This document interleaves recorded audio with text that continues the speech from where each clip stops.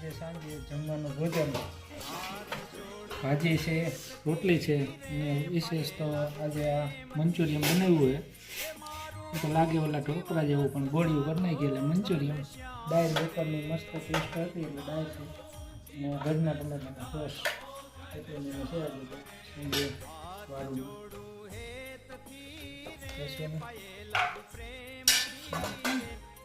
આપણે પણ આજે મસ્ત દાળ છે કોઈ અને મંચુરિયન ખાવાનું હોય અને સાથે સૂપ લીધું હોય, ભાજીનું સૂપ એમથી અને છાશ સોસમાં રહેશો ઘરનો બનાવેલો સોસ